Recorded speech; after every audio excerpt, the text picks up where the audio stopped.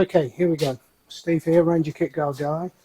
Bobby the Robot's on the camera and we are on air.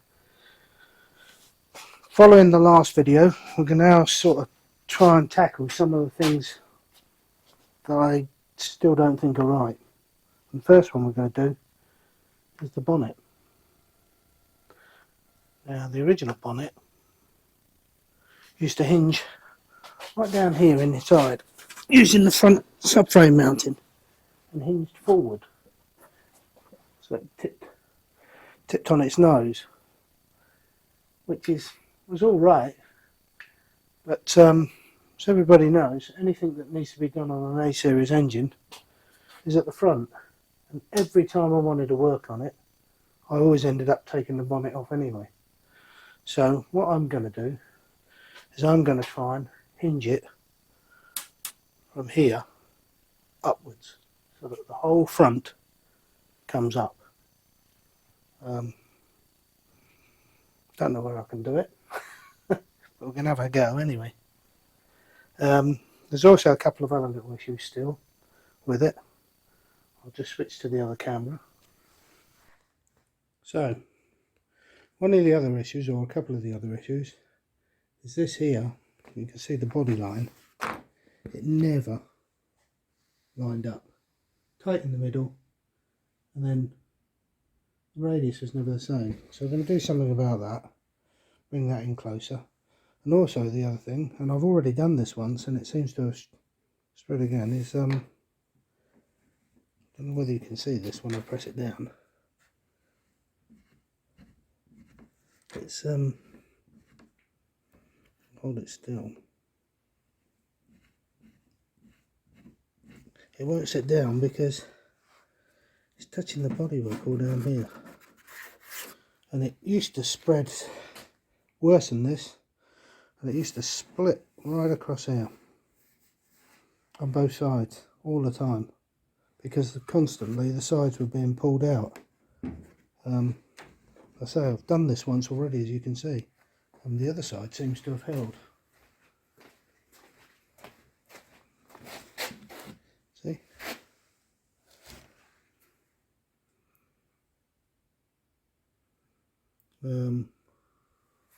So I'm going to have to I'll split that again and re-glass it again.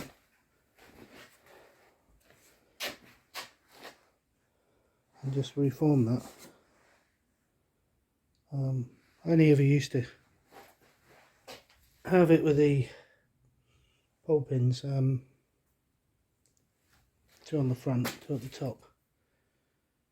So I said, if it was not being used on the road, you could just take the whole front off if you just wanted to work on it.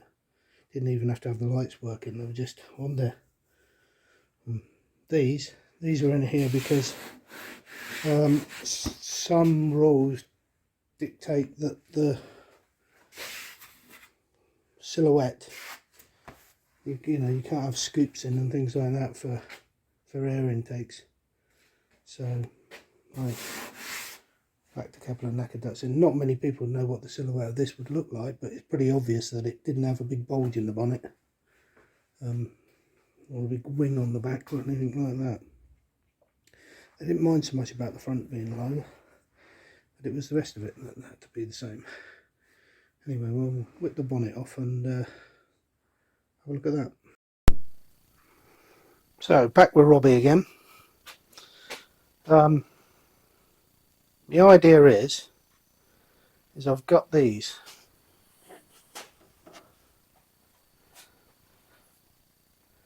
They're Mercedes ML bonnet hinges. I tried to find something from a vehicle that had quite a large bonnet, and they're quite well made, the Mercedes ones, so they should be. And I think, I can get this in the picture, I think I can mount them here. I can come off the chassis with some new steel up here, tie it back in through here. I'll show that on the other camera in a second. maybe put an additional one there to stop it from moving side to side, but I reckon they'll do it. Then it'll hinge up like that, probably with a couple of gas struts to push it up. I reckon that'll work. I'll have to remove, I've taken the radiator out at the moment and the struts that hold it. I'll have to move them, but I reckon if I come straight off of them, up an angle to support that, and then do it from the inside as well, and a couple of gas struts, and all I've got to do then is fit a frame inside the bonnet. I'll do it out of 20mm tube and then bond it to it. 2 mounting bricks excuse me, on there. That's the theory anyway. I'll just switch over to the other camera and then show you on the inside. Okay, from the inside then, the theory is that that's that piece of tube there that sits on the top rail. So it's so easy to find, and then I can just come off of here through the front panel to support it. I said, you know, with that tube being there, I can easily locate its position this side, pop a nice little hole through the bodywork and have the tube coming through. I'm not likely to ever take the bulkhead off again. That there is the cable clamps for the rod change that I had the quick shift on this part of the mechanism here, the support for it. See the quick shift that I used to run up here, which was wicked. Now the dashboard used to hold in, it used to, you had to screw the old windscreen vents in first, and then there was a bit of a glass fibre ridge running around the front here that the top of the dashboard sat on. And then using those 2 tabs there, no, I think I put those 2 tabs in. No, that looks like I've put them in. I've put them tabs in to support the dashboard, because all it did was had 2 little self tappers at each corner. Yeah, 2 little self tappers that went into this plastic glass fibre rib that ran round, and then of course it fits under there. Yeah, that's the plan anyway. I'm going to go through there. Okay, we better get started. Okay, so this is what we've come up with.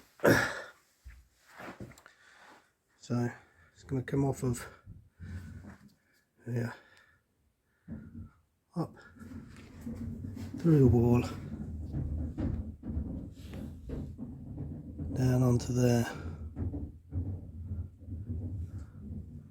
then the hinge hopefully will mount off a piece of plate on there.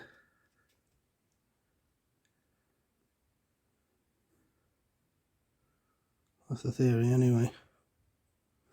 I